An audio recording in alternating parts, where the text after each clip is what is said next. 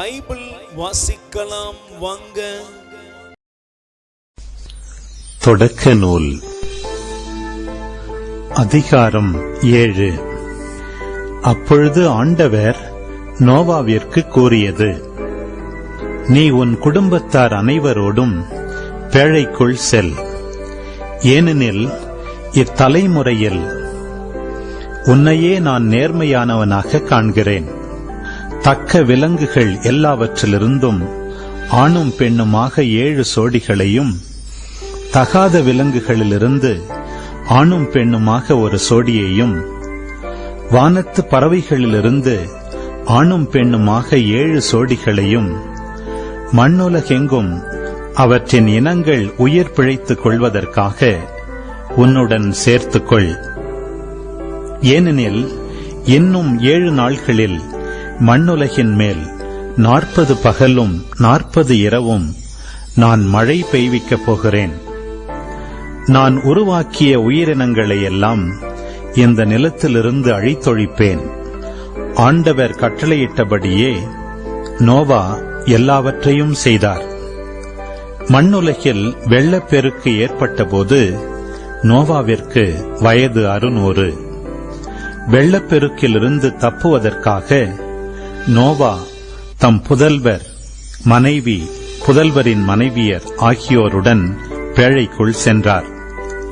தக்க விலங்குகள், தகாத விலங்குகள், பறவைகள், நிலத்தில் ஊர்வன அனைத்தும் சோடி சோடியாக ஆணும் பெண்ணுமாக நோவாவுடன் கடவுள் அவருக்கு கட்டளையிட்டபடி பேழைக்குள் சென்றன. 7 நாள்களுக்கு பின் மண்ணுலகில் வெள்ளப்பெருக்கு ஏற்பட்டது. நோவாவின் வாழ்க்கையின் 600ஆம் ஆண்டின் 2ஆம் மாதத்தில் 17ஆம் நாளன்று பேராழத்தின் ஊற்றுகள் எல்லாம் பீரிட்டெழுந்தன. வானங்களின் மதகுகள் திறக்கப்பட்டன. 40 பகலும் 40 இரவும் மண்ணுலகில் பெருமழை பெய்தது.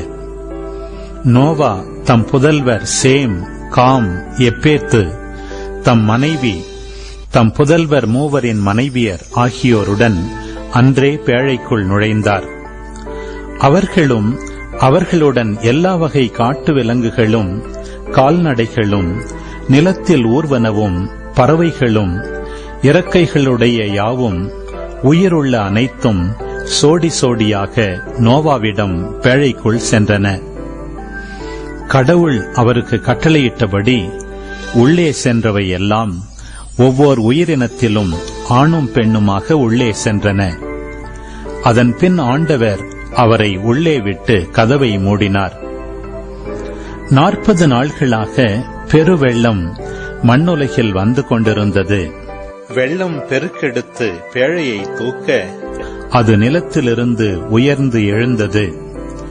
மண்ணுலகின் மேல் வெள்ளம் பாய்ந்து மிகுதியாக பெருக்கெடுக்க பேழை நீரின் மேல் மிதந்தது.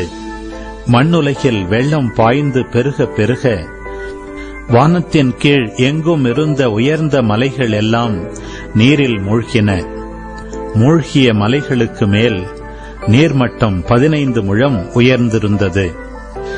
நிலத்தில் ஊர்வன, பறவைகள், கால்நடைகள், காட்டு விலங்குகள், நிலத்தில் தவழ்வன, மனிதர் அனைவர் ஆகிய சதையுள்ள உயிரினங்கள் அனைத்தும் மாண்டன. தரையில் வாழ்ந்தவற்றில் நாசியால் மூச்சுவிடும் அனைத்தும் செத்துப்போயின. மனிதர் முதல் விலங்குகள், ஊர்வன, வானத்து பறவைகள் ஈராக மண்ணில் உயிர் வாழ்ந்த அனைத்தும் அழிந்தன. அவை மண்ணுலகில் இராதபடி ஒழிக்கப்பட்டன.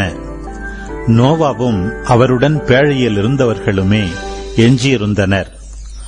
150 நாள்களாக மண்ணுலகில் வெள்ளம் பாய்ந்து பெருகிற்று. தொடக்க நூல் அதிகாரம் 8.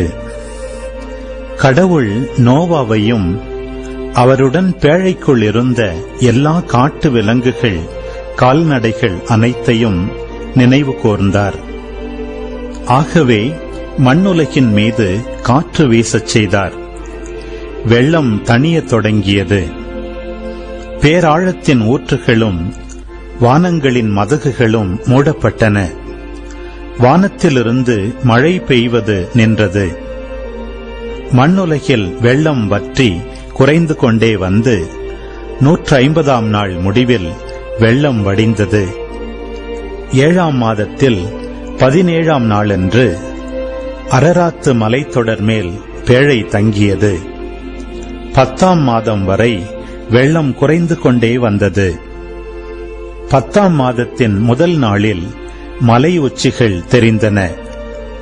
40 நாள்கள் முடிந்த பின் பேழையில் தாம் அமைத்திருந்த சாளரத்தை நோவா திறந்து காகம் ஒன்றை வெளியே அனுப்பினார்.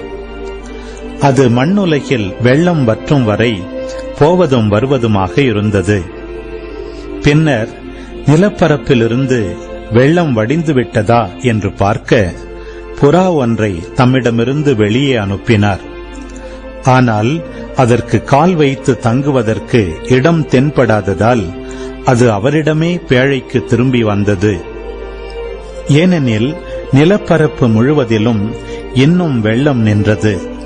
ஆகவே அவர் தம் கையை நீட்டி அதை பிடித்து தம்மிடம் பேழைக்குள் சேர்த்துக் கொண்டார். அவர் இன்னும் 7 நாள்கள் காத்திருந்து மீண்டும் புறாவை பேழையிலிருந்து வெளியே அனுப்பினார். மாலையில் அது அவரிடம் திரும்பி வந்தபொழுது அதன் அலகில் அது கொத்திக் கொண்டு வந்த ஒலிவ இலை இருந்தது. அப்பொழுது நோவா மண்ணுலகில் வெள்ளம் வற்றிவிட்டது என்று தெரிந்து கொண்டார். இன்னும் 7 நாள்கள் காத்திருந்த பின் புறாவை வெளியே அனுப்பினார். அது அவரிடம் மறுபடி திரும்பி வரவில்லை.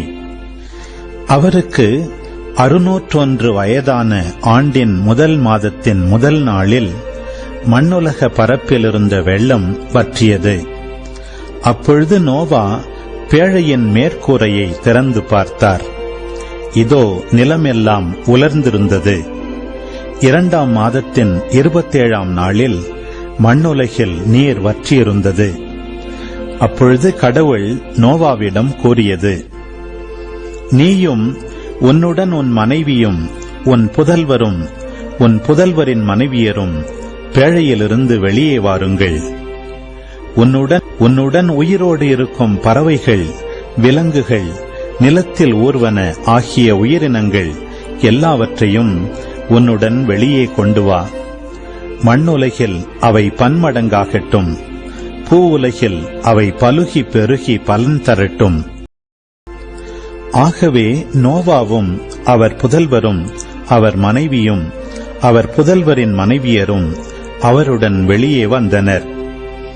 விலங்குகள், ஊர்வன, பறவைகள், மண்ணுலகில் நடமாடும் அனைத்தும் வகை வகையாக பேழையிலிருந்து வெளியே வந்தன. அப்பொழுது நோவா ஆண்டவருக்கு ஒரு பலிபீடம் கட்டி அதன் மேல் எல்லா வகை தக்க விலங்குகள், தக்க பறவைகளிலிருந்து எடுக்கப்பட்டவற்றை எரிபலியாக செலுத்தினார். ஆண்டவர் புகழ்ந்து தமக்குள் சொல்லிக் கொண்டது, மனிதரை முன்னிட்டு நிலத்தை இனி நான் சபிக்கவே மாட்டேன். ஏனெனில் மனிதரின் இதய சிந்தனை இளமையிலிருந்தே தீமையை உருவாக்குகின்றது. இப்பொழுது நான் செய்தது போல இனி எந்த உயிரையும் அழிக்கவே மாட்டேன். மண்ணுலகு இருக்கும் நாள் அளவும் விதைக்கும் காலமும் அறுவடை காலமும் குளிரும் வெப்பமும் கோடை காலமும் குளிர்காலமும் பகலும் இரவும் என்றும் ஓய்வதில்லை.